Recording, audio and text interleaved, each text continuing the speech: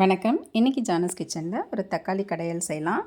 நான் அதுக்காக ஒரு கிண்ணத்தில் 1 டேபிள் ஸ்பூன் அளவுக்கு துவரம்பருப்பு எடுத்திருக்கேன். அதை நல்லா கழுவிட்டு அதில் கொஞ்சமாக தண்ணி சேர்த்துக்கிறேன். இப்போ இது கூட ஒரே ஒரு பச்சை மிளகாய், ஒரு மீடியம் சைஸ் வெங்காயத்தை நீல வாக்கில் கட் பண்ணி சேர்த்துருக்கேன். 4 மீடியம் சைஸ் தக்காளியை கட் பண்ணி போட்டுக்கிறேன். 4-5 பல் பூண்டு போட்டுக்கிறேன்.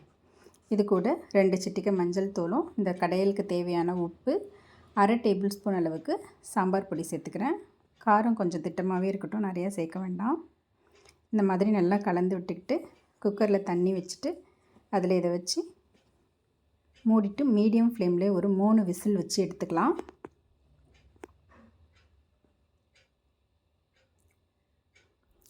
இப்போது 3 விசிலுக்கு அப்புறம் இதை ஓப்பன் பண்ணிட்டா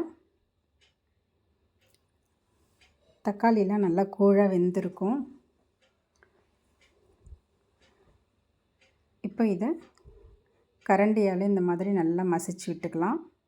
மிக்சிலெலாம் போட வேண்டாம், கரண்டியால் இந்த மாதிரி மசிச்சு விட்டுக்கலாம். பருப்பு தக்காளி எதுவும் தெரியாத மாதிரி நல்லா மசிச்சு விட்டுக்கலாம் இந்த மாதிரி. இப்போ ஒரு பேனில் 1 டேபிள் ஸ்பூன் எண்ணெய் ஊற்றிருக்கேன். எண்ணெய் காஞ்சதும் அதில் கொஞ்சமாக கடுகு, கொஞ்சம் உளுத்தம்பருப்பு, கொஞ்சம் சீரகம் இதெல்லாம் போட்டு பொரியட்டோன்னு 2-3 வரமிளகாவும் போட்டிருக்கேன். கொஞ்சம் கருவேப்பிலை சேர்த்துக்கலாம். இதெல்லாம் வதக்கிட்டு நம்ம கடைஞ்சி வச்சுருக்க தக்காளியில் சேர்த்துக்கலாம். இந்த மாதிரி தக்காளியில் சேர்த்த பிறகு இதை மீடியம் ஃப்ளேம்லேயே வச்சு ஒரு 10-15 செகண்டுக்கு கொதிக்க வச்சுக்கலாம்.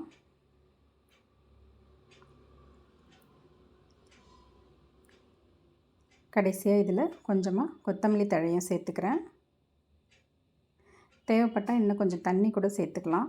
இந்த கன்சிஸ்டன்சியே போதுமாக இருந்தது.